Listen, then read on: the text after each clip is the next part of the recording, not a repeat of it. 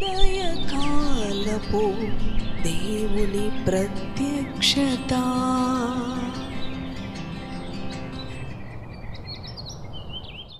హల్లెలూయా. దేవునికి స్తోత్రం. ప్రభునందు ప్రియ దేవుని బిడ్డలారా, ప్రభు యొక్క అత్యంత కృపను బట్టి మరి యొక్క ఉదయకాల దేవుని ప్రత్యక్షపు వాక్కులోనికి వచ్చి ఉన్నాము. ఆయన వాక్కు మన జీవితాలకు విడుదల, నెమ్మది, ధైర్యం కలుగా చేస్తా ఉన్నది. ప్రతి ఉదయము తన వాక్కుతో మన దినచర్యను ప్రారంభించుకున్నటలో మనకు ఆశీర్వాదం ఉన్నది, నెమ్మది ఉన్నది. రండి మన పరిశుద్ధ గ్రంథాలను తెరిచి ఎఫెసీ పత్రిక 5వ అధ్యాయము 10వ వచనమును 9వ వచనమును కూడా చదువుకుందాం ప్రియ దేవుని బిడలారా. ఎఫెసీ పత్రిక 5వ అధ్యాయము 9, 10 వచనములను ధ్యానం చేసుకుందాం. వెలుగు ఫలము సమస్త విధములైన మంచితనము, నీతి, సత్యమును వాటిలో కనబడుచున్నవి. కనుక ప్రభువుకేది ప్రీతికరమైనదో దానిని పరీక్షించుచు వెలుగు సంబంధుల వలె నడుచుకొనుడి. హల్లెలూయా. దేవునికి స్తోత్రం. వెలుగు ఫలము సమస్త విధములైన మంచితనము, నీతి, సత్యము. ఈ మూడు కలిపి, అవును ప్రియ దేవుని బిడలారా, వెలుగు ఫలముగా మరి ప్రభు మనకి తెలియచేస్తా ఉన్నాడు. మరి సమస్త విధములైన మంచితనముతోనూ, నీతితోనూ, సమస్త విధములైన సత్యముతోనూ కూడా మనము నడుచుకోవాలి. ఎందుకంటే ప్రభు మీరు ఈ లోకమునకు వెలుగై ఉన్నారు అన్నాడు. కనుక మరి క్రింది వచనంలో కనిపిస్తా ఉంది కదా, నిష్ఫలమైన అంధకార క్రియలలో పాలు వారయ్యుండక, నిష్ఫలమైన అంధకార క్రియలలో పాలివారయ్యుండక వాటిని ఖండించుడి. చూసారా, నిష్ఫలమైన అంధకార క్రియలలో పాలివారుగా ఉండక వాటిని ఖండించి వెలుగు సంబంధులుగా సమస్త విధమైన మంచితనముతోనూ, నీతితోనూ, సత్యముతోనూ మనము జీవించాలి అని ప్రభు తన వాక్కు ద్వారా మనతో మాట్లాడుతూ ఉన్నాడు. ఆయన ఈ లోకానికి మీరు ఉప్పై ఉన్నారు, ఈ లోకానికి మీరు వెలుగై ఉన్నారు అని ప్రభు చెప్తూ ఉన్నాడు.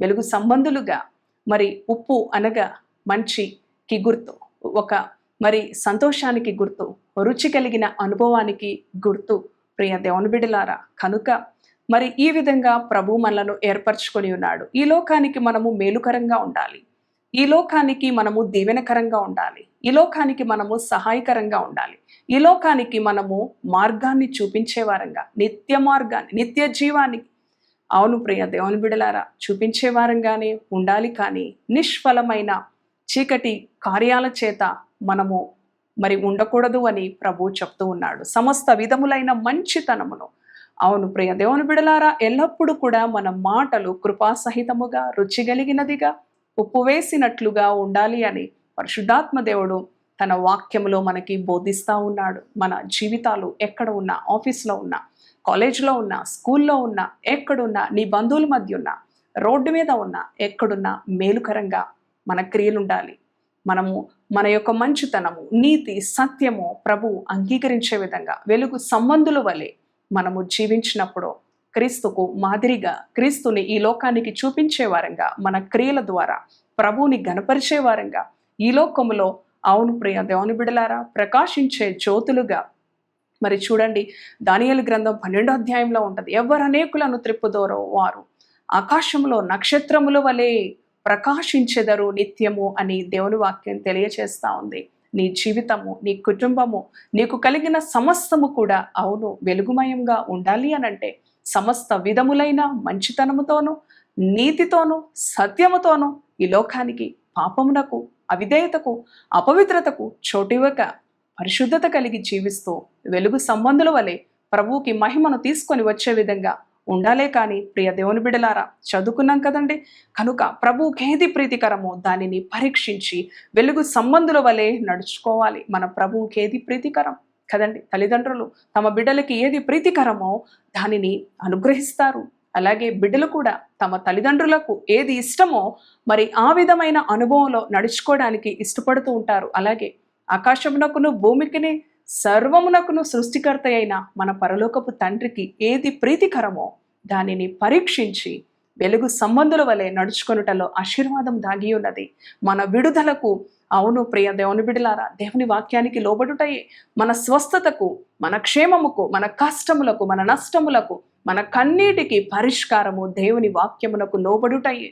తక్షణమే అవును ప్రభువా, వెలుగు సంబంధి వలె నా జీవితాన్ని మార్చు. నిష్ఫలమైన చీకటి కార్యాలు, అంధకార కార్యాలు, అవును మరి వ్యర్థమైన మాటలు, వ్యర్థమైన అనుభవాలు, అపవిత్రకరమైనవి నా నుంచి దూరపరిచి నన్ను ఒక వెలుగు సంబంధి వల్లే నా ప్రభువుకి ప్రీతికరంగా నా జీవితాన్ని, నా ప్రవర్తనను, సమస్తాన్ని నీకు అప్పగించుకుంటున్నానని ఎప్పుడైతే దేవునికి అప్పగించుకుంటామో, లోబర్చుకుంటామో, ప్రియ దేవుని బిడ్డ, తక్షణమే ఆయన నీ జీవితంలో కార్యం చేయటం మొదలు పెడతాడు.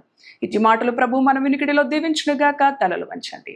దయగలిగిన తండ్రి, నీకు వందనాలు. ఈ ఉదయ కాలం ప్రభువా, వెలుగు సంబంధులు ఏ విధముగా తండ్రి నాయన ఉంటారో వారి ఫలము ఏ విధంగా ఉంటది, సమస్త విధములైన మంచితనముతోను, నీతితోను, సత్యముతోను వారు ఉంటారు ప్రభువా. కనుక ప్రభువుకి ఏది ఇష్టమో దానిని పరీక్షించి వెలుగు సంబంధుల వలె ప్రభువా, ఎందుకంటే ఈ లోకానికి మీరు వెలుగు అన్నావు తండ్రి. అట్టి రీతిగా నీ బిడలను మీరు దర్శించండి.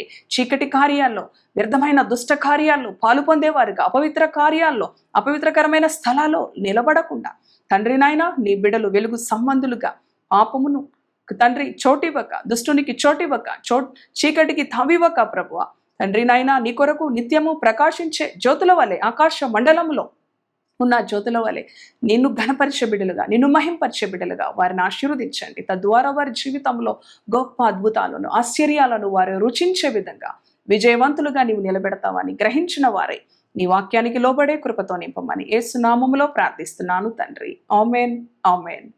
Praise the lord. God bless you.